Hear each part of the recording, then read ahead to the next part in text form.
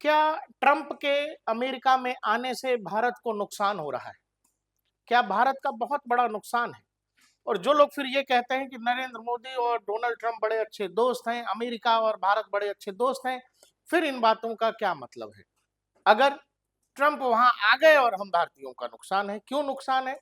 क्योंकि 18,000 भारतीयों को अमेरिकी सरकार भारत भेज रही है और इस पर भारत सरकार ने सहमति दे दी है। बकायदा वहां के जो सेक्रेटरी ऑफ स्टेट हैं, मार्को रूबियो, उनसे मुलाकात हुई है हमारे विदेश मंत्री जयशंकर साहब की। उसमें अमेरिका ने यह मुद्दा उठाया कि भाई साहब 18,000 भारतीय हैं, इनको हम भेजना चाहते हैं। भारत ने उस पर सहमति भी दे दी। We obviously are very much supportive of legal mobility because we do believe in a global workplace. We want Indian talent and Indian skills to have the maximum opportunity at a global level. At the same time, we are also very firmly opposed to illegal mobility and illegal migration. तो भारत, जो लोग फिर कह रहे हैं कि भारत बड़ा मजबूत देश है, भारत अपनी बात इंटरनेशनल फोरम पर बड़ा अच्छे तरीके से रखता है, फिर जयशंकर साहब को क्या हो गया? ये तमाम चीजें आपने इंटरनेट पर, अखबारों में जगह जगह छपा देखा होगा।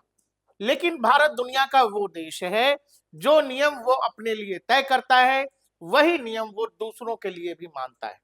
अगर कोई बांग्लादेशी, कोई म्यांमार से आने वाला रोहिंग्या या पाकिस्तान से घुसपैठ करने वाले आम लोग अगर हमारे यहाँ इलीगल हैं, अगर भारत उनको डिपोर्ट करने की बात करता है, रोहिंग्यास को भेजने की बात करता है, बांग्लादेशी घुसपैठियों को भेजने की बात करता है, तो फिर भारत दुनिया के किसी और देश में अगर भारतीय लोग अवैध तरीके से जा रहे हैं तो फिर इसको भारत क्यों बर्दाश्त करेगा?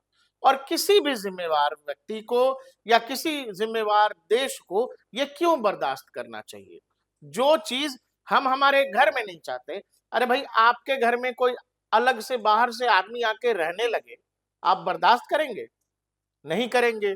वैसे ही देश होता है, अगर इलीगली कोई आ रहा है, बिना बताए आ रहा है और जानबूझकर वहां रहना शुरू कर देता है, आपराधिक गतिविधियों में संलिप्त हो जाता है, जिसकी जानकारी आधिकारिक लोगों को नहीं है, तो ऐसे देश क्यों चाहेंगे?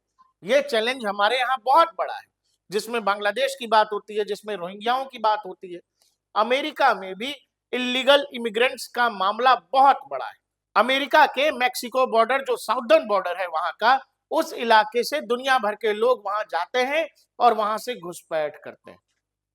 केवल दिसंबर 2024 का जो अमेरिका का डिपार्टमेंट ने वहां पर जो लोग कस्टम के लोग हैं, उन्होंने जो डाटा दिया है, केवल दिसंबर यानी दिसंबर 2024 में 2,500 के आसपास भारतीय इलीगली अमेरिका में दाखिल हुए हैं, अमेरिका के साउदर्न बॉर्डर से। हालांकि उनमें से अधिकतर लोगों को बकायदा चार्टर्ड प्लेन में बिठा के वापस भारत भेज भी दिया गया। और यही बात जो सेक्रेटरी ऑफ स्टेट हैं और हमारे विदेश मंत्री हैं, उनकी मीटिंग में अमेरिका ने रखी कि देखिए जी, हमारे यहाँ 18,000 इलीगल भारतीय हैं। ये वो भारतीय हैं जो कहीं कोई पैसा देके, कहीं कुछ दे करके इलीगली अमेरिका में चले गए।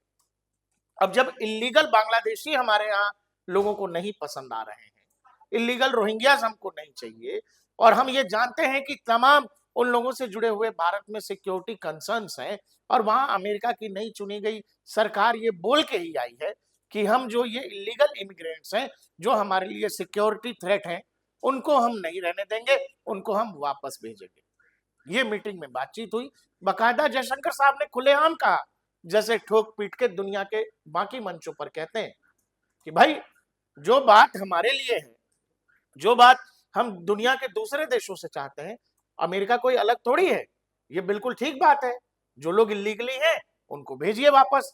हाँ, हमने ये भी कहा है, जयशंकर साहब ने ये भी कहा कि हमने ये भी बात की है कि भाई अगर ये कहते हो कि भारत और अमेरिका के बड़े अच्छे दोस्त हैं, भारत अमेरिका बहुत अच्छे साझीदार हैं, तो फिर हमारे यहाँ से जो लोग वीजा अप्लाई कर रहे हैं, उनके वीजा के कंफर्मेशन में 400 दिन क्यों लग जाता है? It is in our mutual interest to facilitate legal and mutually beneficial mobility. So, as I said, if it takes 400 odd days waiting period to get a visa, I don't think the relationship is well served by this. So I think he also noted that point. ये तो नहीं होना चाहिए। तो इस पर Rubio साहब ने कहा कि हाँ जी, ये भी बात ठीक है। मतलब दो दोस्त जब बैठते हैं तो जिसकी जो समस्या हो वो सुनी जानी चाहिए, और जो हर किसी के लिए नियम अलग नहीं हो सकते। आप अपने लिए जो नियम तय करते हो वही नियम दूसरे के लिए भी मानो।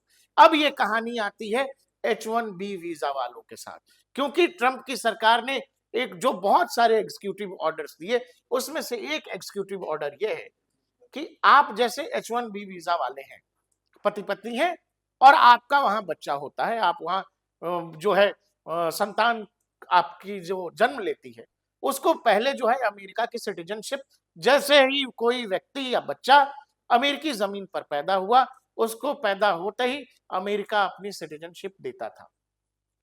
ये नियम डोनाल्ड ट्रंप और उनकी सरकार ने आते ही एग्जीक्यूटिव ऑर्डर से बदल दिया है। बहुत सारे एग्जीक्यूटिव ऑर्डर थे जिसमें ये भी था, और इसमें उन्होंने कहा कि हम ऐसा नहीं होने देंगे कि H1B वीजा वाले अगर हैं और वो लोग यहाँ रह रहे हैं, इस बीच में उनकी जो संतान होती है, हम ये नहीं मानेंगे और उसको अमेरिकी बर्थ राइट जो है, या यूं कहें सिटीजनशिप नहीं देंगे। इस पर बहुत बवाल हुआ, लेकिन उसमें भी एक कॉलम है। कॉलम ये है कि जो भी H1B वीजा धारक है, वो उसका संतान पैदा जब होता है, तो अगर कोई एक गार्जियन जो है लड़के का या बच्ची का, जो माता पिता जो है, कोई एक भी गार्जियन जो है अगर अमेरिकी है, तो फिर हम उसको अमेरिकी सिटीजनशिप दे देंगे। ये हुई कायदे की बात। लेकिन इसमें एक और कहानी ये है कि वो ये कह रहे हैं कि सीधे सीधे अगर जो लोग हैं जो वहां रह रहे हैं और उनका संतान हो रहा है, तो हम सीधे नहीं देंगे। अब बताइए, पति पत्नी जो यही सोच के गया है कि अमेरिका में रहेंगे, उसका संतान पैदा होगा तो अलग अलग तो नहीं रह सकते। तो ये क्या है कि लीगली बहुत सारी चैलेंजेस भी हैं इस रास्ते में, जो अमेरिका के अंदर ही अलग अलग न्यायालयों में लीगली चैलेंज किया गया है डोनाल्ड ट्रंप सरकार के फैसलों के खिलाफ। जहां तक H1B वीजा का सवाल है, अमेरिकी सरकार का डाटा ये बताता है कि अमेरिका की कंपनियों में जो लोग काम कर रहे हैं और वहां से काम करने के लिए दुनिया भर से जो लोग पहुंच रहे हैं, उसमें सबसे ज्यादा नंबर वन पर भारतीय लोग हैं जिनके पास H1B वीजा है, और ये सभी के सभी लोग वहां अमेरिकी कंपनियों में काम कर रहे हैं। जहां तक भारतीयों को अमेरिका में मिलने वाले बर्थ राइट सिटीजनशिप का मामला है, तो उस लिहाज से अगर देखिएगा तो अमेरिकी गवर्नमेंट की रिपोर्ट ये बताती है कि उस लिहाज से टॉप 5 नेशंस की अगर बात करेंगे, तो भारतीय नागरिक वहां पर दूसरे स्थान पर है। मतलब कि मैक्सिको के बाद सबसे ज्यादा ऐसे भारतीय वहां हैं जिनको बर्थ राइट सिटीजनशिप अमेरिका की मिली हुई है। ये करीब 6% लोग हैं, और ये ऐसे लोग हैं जो H1B वीजा के तहत गए हुए हैं माता पिता के साथ, और ऐसे लोग जो बाद में वहां संतान की उत्पत्ति करते हैं तो उसको अमेरिका की नागरिकता मिल जाती है। एक चिंताजनक बात है भाई, जो चीज आप अपने यहाँ बर्दाश्त नहीं कर रहे हो, आप ये चाहते हो कि अमेरिका इस चीज को बर्दाश्त करे। और भाई आप ये बताओ, आपको ऐसा क्यों लगता है कि डोनाल्ड ट्रंप जो है एकदम भाई हैं, एकदम नरेंद्र मोदी के चचा हैं, एकदम खालू हैं, एकदम जो मोदी जी कहेंगे वही होगा? अरे भाई, जैसे मोदी जी कहते हैं इंडिया फर्स्ट, डोनाल्ड ट्रंप कह रहे हैं कि मेक अमेरिका ग्रेट अगेन। तो कैसे बनेगा ग्रेट अगेन? ये दुनिया भर के लोगों को अमेरिका में घुसा के भारत कह रहा है कि हम पाकिस्तानियों को नहीं घुसने देंगे, बांग्लादेशियों को नहीं घुसने देंगे, लेकिन यहां से लोग जाके अमेरिका में बैठ जाएं, और अमेरिका बैठने दे तो वो हमारा दोस्त है, और भगा दे तो दोस्त नहीं। अरे भाई, अमेरिका जाने का एक तरीका है, लीगली जाइए, काम करिए, कमाइए। लेकिन जब आप यही मिजाज ही बना के जा रहे हैं कि हमको अब देश में नहीं रहना है, तो कुछ देश ऐसे होंगे जो मना कर देंगे कि हम आपको यहां नहीं रहने देंगे। किसी के घर जब जाते हैं तो वहां 2 4 5 दिन के लिए जाते हैं मेहमान बन के, लेकिन किसी के घर गए और वहीं बस गए और वहीं रहना है, तो बगैर उसकी रजामंदी के थोड़े रहिएगा। अगर अमेरिका की रजामंदी नहीं है तो नहीं है। भारत भी ऐसी, तमाम आने वाले समय में भारत को बांग्लादेशियों को निकालना है, रोहिंग्याओं को निकालना है। तो जब आज ये भारत वकालत कर देगा, जो 18,000 लोग इलीगली अमेरिका में घुस गए हैं और उनको अमेरिका कह रहा है कि हम वापस भेज रहे हैं, भारत सरकार कहे कि नहीं नहीं, वापस मत करिए, कैसे कर दीजिएगा, मानवाधिकार है, आदमी का मन है, वो रहना चाहता है। तो जब ये सब तिकड़म आप पढ़िएगा, तो कल को जब बांग्लादेशी जो करोड़ों की संख्या में इस देश में है, किसी दिन आपके यहाँ ऐसा माहौल बना कि आपको निकालना है, तो अमेरिका आपको बताएगा क्या भाई मानवाधिकार 18,000 लेने तैयार नहीं थे, इधर 3 करोड़ लोगों को भेज रहे हो। तो इसीलिए जो नियम है वो सबके लिए है। भारत सरकार ने अपना स्टांस क्लियर कर दिया है कि भाई साहब जो भी इलीगल है पकड़ के भेजो।